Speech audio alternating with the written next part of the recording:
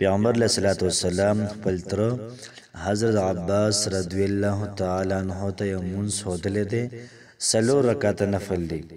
پیغمبر علیہ الصلوۃ والسلام ته ښودلی دی او ته فرمایي چې کوم سړی دا مونځ کوي نو ښکاره او پټ ګناهونه به الله پاک معاف کوي، دغه رنګې زاړه او نوي ګناهونه به الله پاک معاف کوي.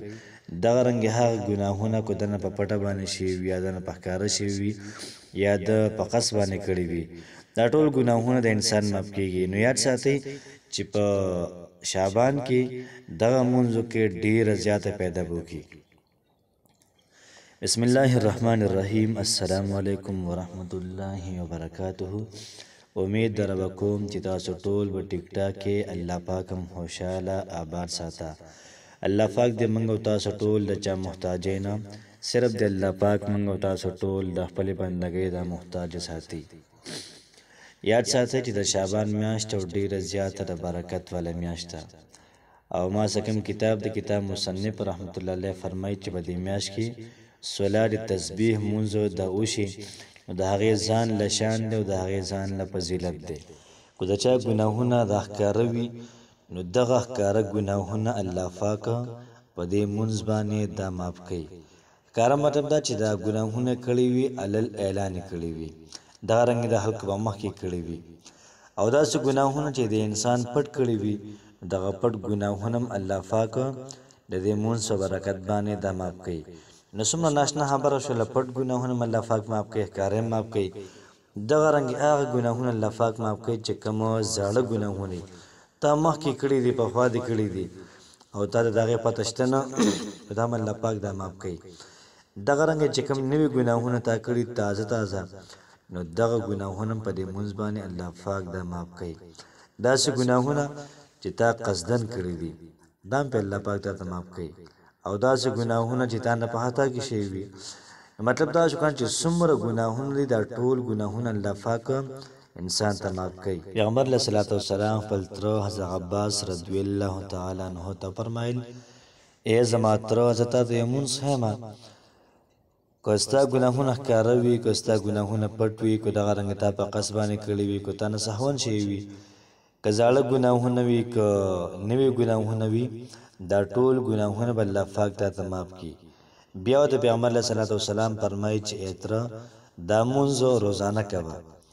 پیغمبر علیه الصلوۃ والسلام ته فرمایي که روزانه نشي کولی نو د هفته کې یو پیره هم کوه، که هفته کې نشي کولی نو میاشت کې خدا مونځ هم هاوکا. بیا ورته پیغمبر علیه الصلوۃ والسلام فرمایي که تا ته ګران په میاشت کې نشي کولی نو بکال کې دا مونځ هم هاوکا. بیا ورته پیغمبر علیه الصلوۃ والسلام فرمایي که بکال کې نشي کولی نو په ټول عمر کې دا مونځ یو ځل هم هاوکا. نو ډیر زیات زبردست مونځ دی. نو ترتیب پر مانځه دا وي چې څلور رکعاته نفل سورۃ تسبیح نیت به وتړو. چې کله موږ نیت وتړو نو بیا به د هغې نه بعد ثنا ووایو سبحانک اللهم وبحمدک وتبارک اسمک وتعالی جدک ولا اله غیرک. دې ځای پورې به مونځ ووایو. بیا به درېیمه کلمه دا به 15 پیرې ووایو. چې کله موږ درېیمه کلمه 15 پیرې ویله نو یاد ساتئ سبحان الله والحمد لله ولا اله الا الله والله اکبر، دا 15 پیرې وي. ورپسې د دې نه بعد به ولا حول ولا قوة الا بالله العلی العظیم، دا به یو پیرې وي. بیا به د هغې نه مخکې الحمد وي او دغه رنګې ورسره به صورت وي. د صورت نه بعد به 10 پیرې دقه کلمات وي. چې کله تا 10 پیرې برابر کړل بیا د هغې نه بعد رکوع کې به 10 پیرې وي. سبحان ربی العظیم به 3 پیرې وي یا 15 پیرې. بیا به د هغې نه بعد دا کلمات 10 پیرې وي. دغه رنګې د رکوع نه چې بر شي سمع الله لمن حمده نو په دې کې به 10 پیرې وي. چې کله تاسو په قومه کې یعنې سمع الله لمن حمده کې 10 پیرې مې ویلې نو بیا به د هغې نه بعد ربنا لک الحمد ووایئ. بیا به د هغې نه بعد سجده وکړئ. نو سبحان ربی الاعلی د دې نه کله فارغه شئ نو بیا به دقه کلمات 10 پیرې ووایئ. بیا چې کله سجده پوره کړئ نو پاسې د جلسه وایي. د دواړو سجدو منځ کې چې کومه ناسته ده دې ته جلسه وایي. نو په دې کې بیا 10 پیرې وي.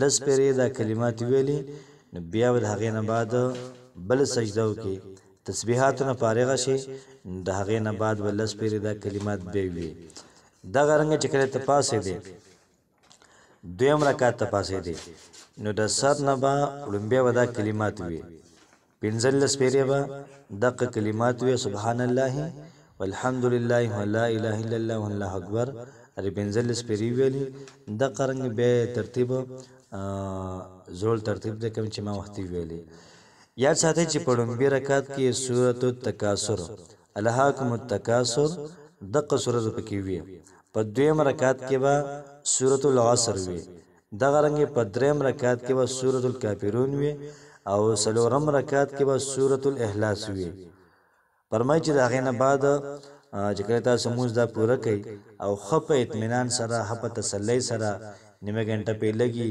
چې ته په ګنټه ولګي دومره په خشوع حضور سره مونځ وکړه ځکه الله پاک تا در پوره ژوند ګناهونه معاف کوي دا ډېره زیاته غټه خبره ده نو کوشش وکړئ چې کله مونځ تاسو وکړئ د هغې نه بعد بیا اوږده دوا وکړئ د دوا نه بعد بیا درود شریف ووایئ انشاءالله العزیز الله پاک به ستاسو ټول ګناهونه دا معاف کړي او دا ویډیو سره مخکې شیر کړئ الله پاک هم خوشحاله آباد ساته السلام علیکم ورحمت الله وبرکاته